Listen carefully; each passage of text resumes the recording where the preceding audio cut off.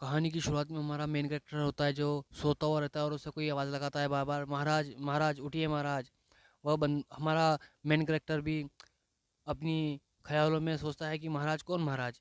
वह भी बेचारा कंफ्यूज हो जाता है कि यह बार बार आवाज़ कौन लगा रहा है, कौन मुझे बार बार महाराज कह रहा है। और जब हमारा कैरेक्टर अपनी आंखें खोलता है तो वो बिल्कुल चौंक जाता है। वो अपनी चारों तरफ आंखें घुमाता है, आसपास का नज़ारा देखता है और उसे कुछ आदमी और औरतें उसकी ओर देखकर हंसती हुई दिखाई देती है। वह कंफ्यूज होकर उनकी ओर देखता है और सोचता है कि ये मुझे देखकर हंस क्यों रहे हैं। वह मन ही मन अपने आप से कहता है कि मैं तो प्रोजेक्ट का ब्लूप्रिंट तैयार कर रहा था, मैं यहाँ कैसे आ गया और मैं कहाँ हूँ, ये जगह कौन सी है। अपने मन में ऐसे विचार लेते हुए वह सोचता है और एकदम से उसे याद आता है कि उसके ब्लूप्रिंट को सबमिट करने की तारीख कल है, उसे कल ही उस ब्लूप्रिंट को सबमिट करना था। वह यह सोचकर ही परेशान हो जाता है।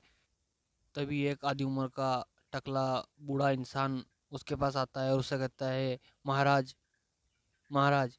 हमारा मेन कैरेक्टर उसकी ओर देखता है। वह टकला आदमी फिर से हमारे मेन कैरेक्टर को कहता है कि महाराज, फांसी का वक्त हो गया है, अब आपको आपका फैसला सुना देना चाहिए। यह सुनकर हमारा कैरेक्टर हैरानी से उसकी ओर देखता है और मन ही मन सोचता है कि ये टकला क्या बकवास करते जा रहा है, कौन सा फैसला और कौन सी फांसी। यही सब सोचकर वह अपने दिमाग पे लोड डालता है और उसे सब कुछ याद आ जाता है। हमारे मेन कैरेक्टर की पूरी मेमोरी फिर से उसके दिमाग में लोड हो जाती है, उसे सब कुछ याद आ जाता है। वह मन ही मन कहता है कि रुको एक मिनट, मैं जो अभी फ़िलहाल हूँ वो मैं नहीं हूँ, बल्कि ग्रेस्टल साम्राज्य का चौथा राजकुमार रोनाल्ड विम्बलडन हूँ।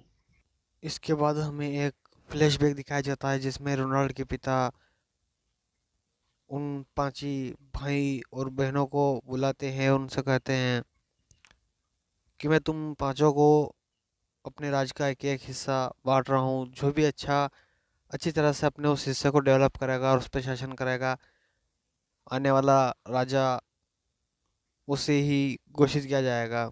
और वह उन पांचों को एक एक हिस्सा बांट देता है और उनसे उस हिस्से को अच्छी तरह से डेवलप करने को कहता है।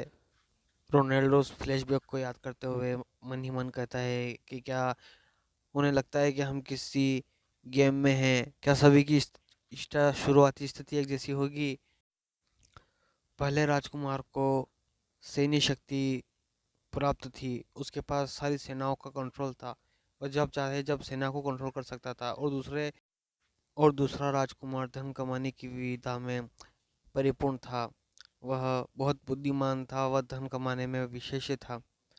और तीसरी राजकुमारी को समुद्र के ऊपर राज करने की छूट थी, वह समुद्र पे जब चाहे जब राज कर सकती थी। और चौथी राजकुमारी, वह बुद्धिमान थी, उसे वह बहुत बुद्धिमान थी उसे। और आखिर में पांचवा राजकुमार जो अपना सारा वक्त शराब पीने में और लड़कीबाजी में गुजरता था, उसे राज्य के बिल्कुल सीमावर्ती इलाके में नियुक्त किया गया था, जो इलाका बिल्कुल गंदगी से भरा हुआ था, जहाँ कोई परिंदा भी अब रहना पसंद नहीं करता था, उसे ऐसी जगह में नियुक्त किया गया था।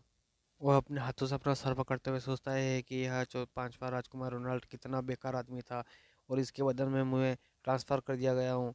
तभी वह बूढ़ा आदमी आता है और रोनाल्ड से कहता है कि महामहिम महाराज, आपको अपना फैसला सुना देना चाहिए, आपको फैसला सुनाने का वक्त हो चुका है। रोनाल्ड को याद आता है कि वो यहाँ पर एक फैसला सुनाने आया था, एक शख्स को फांसी देने का आदेश जारी करने आया था, और जिसे फांसी देनी थी वह एक चुड़ैल थी, जिसे विच इस देश में विच के नाम से जाना जाता था। अब आगे क्या होगा जानने के लिए देखिए अगला भाग।